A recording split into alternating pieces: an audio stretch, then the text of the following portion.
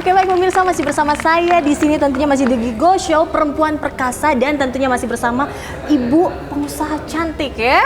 Ada Ibu Ida Farida Nur Haris dan seperti yang saya janjikan tadi ya pemirsa, saya akan kasih lihat ke pemirsa di rumah video profil dari seorang Ibu Ida Farida Nur Haris ini. Seperti apa? Langsung saja ini dia kita lihat. Ida Farida Nur Haris, wanita cantik kelahiran 27 Januari 1970 ini berasal dari Makassar. Selepas kuliah, Ida, panggilan akrab ibu 4 orang anak ini, hijrah ke Jakarta dan bekerja pada sebuah perusahaan. Menetap di Jakarta beberapa tahun, Ida kemudian kembali ke Makassar setelah menikah dan memiliki 2 orang anak. Berawal dari sanalah istri dari Haris Yassin Limpo ini memulai karirnya sebagai fashion designer khusus pakaian adat tradisional Bugis Makassar. Awalnya ia hanya membuat pakaian untuk dirinya sendiri. Siapa sangka hasil karyanya diminati banyak orang dan meminta wanita kelahiran Palopo ini untuk membuatkan baju serupa. Seiring waktu usahanya pun kian besar, Ida kemudian semakin memodernkan desain-desainnya. Saat ini selain disibukkan dengan usahanya, Ida juga menjabat sebagai Ketua DPD IWAPI Sulsel periode 2009-2015. Sebuah perhimpunan wanita pengusaha yang bertujuan untuk membina pemersatu dan kerjasama pengusaha wanita sehingga kedepannya dapat semakin meningkatkan UKM di tiap-tiap daerah. Ida Farida Nur Haris juga merupakan Wakil Ketua DPD Apindo Sulsel dan Kadin Sulsel. Selain itu, ia juga berprofesi sebagai konsultan hukum research management. Wah ternyata luar biasa ya Bu ya. Usahanya banyak banget ya, organisasinya banyak dan memang ternyata Ibu sibuk banget nih ya. Jadi gimana Ibu? Kita lanjut lagi ke pertanyaan yang ketiga tadi, usaha seperti apa yang sudah Ibu jalankan saat ini? Usaha saya lebih ke fashion design dan fokusnya ke etnik. Oh gitu. Ya, karena saya mengangkat sutra dan saya ingin supaya seperti baju bodo dan baju lakbu kita itu dipakai lebih luas. Betul sekali ya. Saya ingin melihat generasi muda, wanita-wanita muda yang ada di Sulawesi Selatan itu lebih memakai baju bodo dibanding kebaya.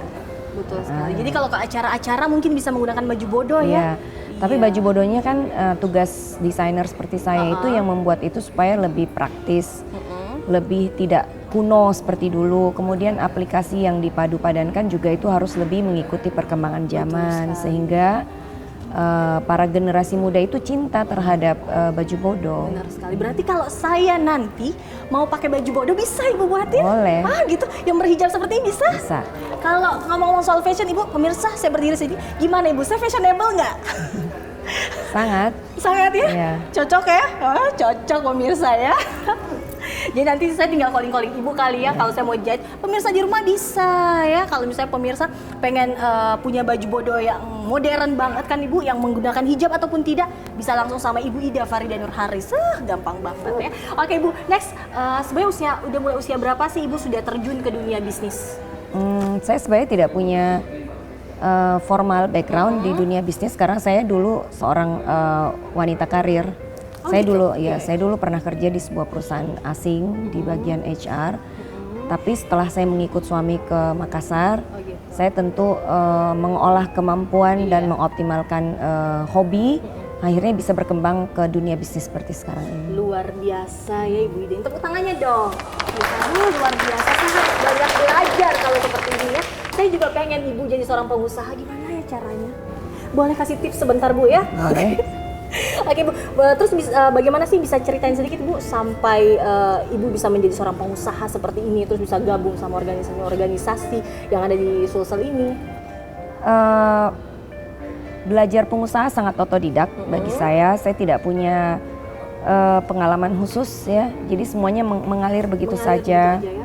Dan saya juga masuk ke organisasi itu tanpa sengaja, jadi semuanya berjalan tanpa direncanakan. Dan saya melakoni apa yang datang terhadap hidup saya itu dengan sebagai amanah. Jadi misalnya tanggung jawab saya sebagai Ketua Ikatan Wanita Pengusaha Indonesia untuk Provinsi Sulawesi Selatan itu adalah merupakan tanggung jawab untuk memajukan para wanita pengusaha di Sulawesi Selatan.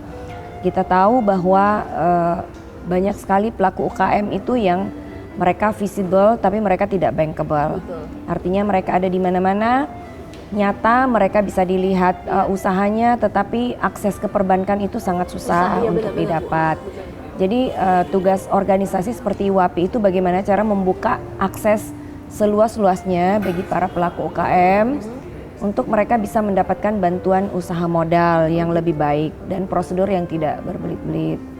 Kemudian juga faktor sumber daya manusia. Kita masih sangat kurang di situ ya, karena masih banyak sekali anggota IWAPI ataupun wanita pengusaha di luar IWAPI itu terjun di dunia bisnis tanpa dibekali pengetahuan tentang bisnis.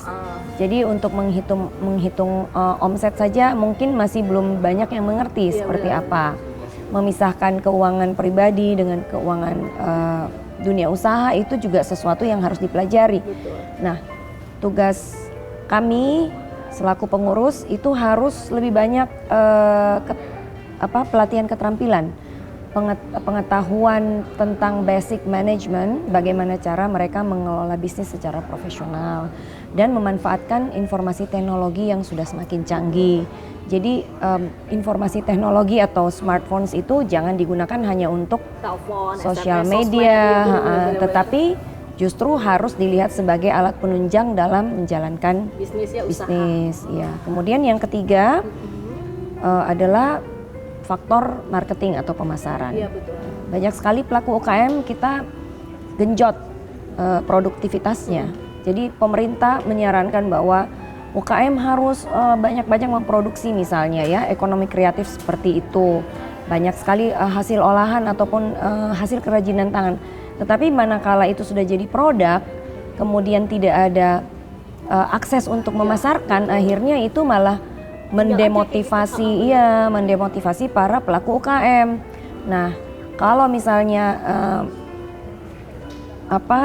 produktivitasnya itu digenjot sudah semakin bagus, pangsa pasar juga harus dibukakan untuk mereka. Kemudian event-event untuk menampung produk-produk mereka juga harus lebih diperbanyak gitu. Jadi kesempatan untuk memasarkan produk, kesempatan untuk mereka lebih dikenal oleh masyarakat itu yang paling penting bagi saya. Memang agak susah ya Bu ya, itu memang agak susah.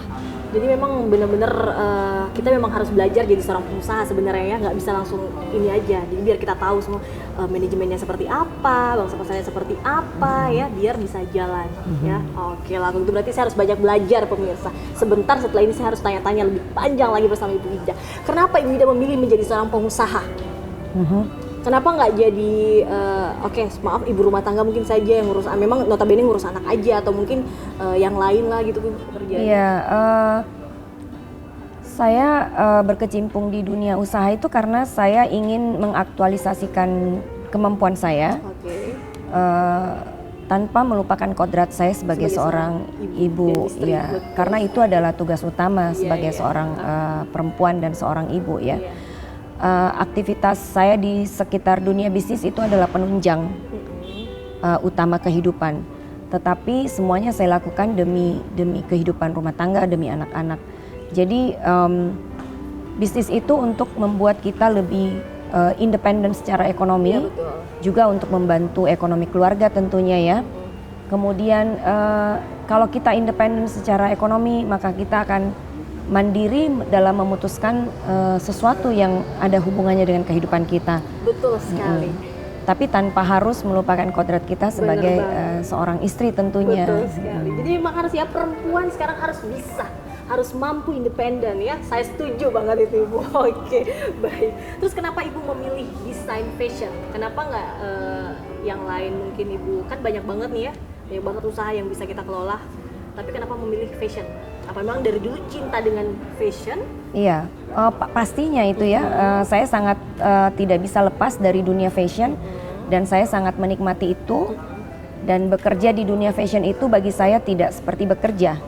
Saya seperti meluangkan saja hobi-hobi dan kreativitas saya, dan ujung-ujungnya itu akan ada efek profitnya. Jadi bekerja bagi saya itu adalah manifestasi dari meluangkan waktu untuk melakukan banyak kegiatan hobi ya, yang berhubungan dengan hobi kita. Oke. Terus belajar dari mana Ibu? Desain gitu? Belajar dari mana? Apa otodidak kah? Iya, Atau gimana? saya otodidak dan semua yang ada di sekeliling saya adalah sumber inspirasi. Saya jadi penasaran sebenarnya seperti apa sih baju bodo yang Ibu buat itu. Ada nggak sih yang cocok buat saya, pemirsa? Oh iya, ada, pasti banyak. Tetap ya. Oke, baik Ibu. Terus apa sih keasikan menjadi seorang pengusaha? Kan sebelumnya kan kerja kantorannya Bu. Ya, kalau kita bandingkan kerja 9 to 5 dengan punya usaha sendiri itu bedanya di mana? Punya usaha sendiri waktu sangat fleksibel untuk kita manage. Jadi kita bisa memanage waktu sendiri. Tiba-tiba misalnya duty calls dari anak-anak atau dari rumah tangga tiba-tiba tidak ada supporting staff di rumah, itu kita bisa kembali ke rumah kapan aja kita inginkan dan diperlukan ya. Kalau kita kerja di kantor itu sangat terbatas waktu untuk meluangkan bersama keluarga dan sangat rigid, sangat kaku. Kalau seorang pengusaha itu bisa mengatur waktunya sendiri, tetapi di sisi lain kadang hari libur menjadi hari kerja. Ya, jadi semua ada plus minusnya, tergantung bagaimana seseorang itu bisa mengelola dan memanage waktunya. Ibu kan sekarang bisnisnya udah sampai kemana-mana ya Bu ya. Gimana sih caranya sampai bisa seluas itu, sampai dikenal senasional gitu?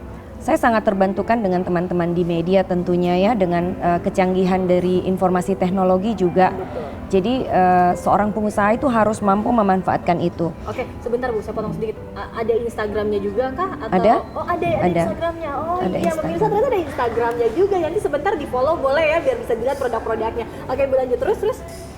Jadi bagaimana kita bisa dikenal secara luas itu benar. tentunya harus bisa memanfaatkan informasi teknologi karena itu adalah dunia tanpa batas. Betul. Apa yang saya upload itu bisa dilihat dari orang yang berdomisili di ujung kutub pun bisa melihat ya.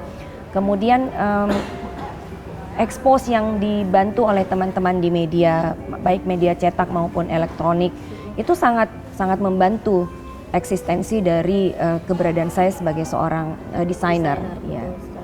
Ibu mungkin bisa sebutin Ibu nama Instagramnya gitu biar pemirsa di rumah bisa follow, bisa lihat-lihat. Iya. Gitu. Apa nama Instagramnya? Nama Instagramnya Ida F Nur Haris. Ida F Nur, sorry. Ida F Nur. Iya. Ida F Nur. Idanya NOER. Oh gitu. Iya. NOER. Jadi pemirsa bisa lihat Instagramnya Ibu Ida ini. Langsung aja follow Ibu Ida F Noer. Iya. Noer ya, NOER pemirsa ya. Jangan lupa Ibu Ida F Noer. Nah, jadi follow Instagramnya, lihat produk-produknya, saya jamin pasti bagus. Saya sebentar habis ini saya juga mau follow pemirsa ya. Yang punya saya mau lihat ya. Nanti siapa tahu aja saya juga bisa pesen kan baju bodo yang berhijab. Cantik. Oke, baik Ibu. Kepikiran nggak sih pengen mencoba bidang lain selain fashion? Saya masih sangat passionate di bidang fashion. Saya tidak pernah berpikir untuk pindah ke dunia usaha lain. Mungkin kalau juga ada itu harus merupakan hasil diversifikasi usaha dari dunia fashion. Iya. Jadi kalau toh juga ada yang lain itu tidak akan keluar dari core bisnis saya di dunia fashion. Tetap di fashion. Ya? Dan memang saya punya misi tertentu yaitu bagaimana cara sutra kita itu lebih sering dipakai daripada batik misalnya. Oh, iya, ya. Jadi betul. Karena kan sekarang memang batik lagi jor-joran ya. Ya. Betul. Jadi sebaiknya orang Sulawesi Selatan itu pakai sutra Sulawesi Selatan. Ya. Gitu.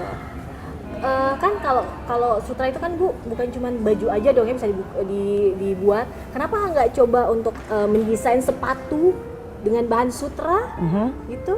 Iya. Atau mungkin aksesoris apa hijab atau apalah dari sutra. Iya. Saya pikir itu merupakan peluang pasar yang cukup bagus juga karena saya sendiri tertarik loh sebenarnya. Iya. Jadi sutra itu selain dipakai untuk dunia fashion, kita juga sudah mulai membuat semacam kalung aksesoris itu dari sutra. Ya, bukan cuma itu malah terbatas Mbak ya. Malah untuk bantalan kursi pun itu bisa dipadu-padankan dengan sutra kita. Oh, gitu. Kemudian curtain horden itu bisa dari sutra juga Tapak-tapak dipadu-padankan. meja gitu? Iya, tablecloth Luar macam-macam. biasa ya pemirsa, ini buat ibu-ibu di rumah ya, buat bantalan kursi ada dari sutra yang mau kelihatan rumah itu memang kelihatan Etnik, ini ya, ya. etnik gitu ya, ada ya. Langsung aja pesan sama Ibu Ida. Dijamin bagus ya. Oke, terus apa lagi Bu?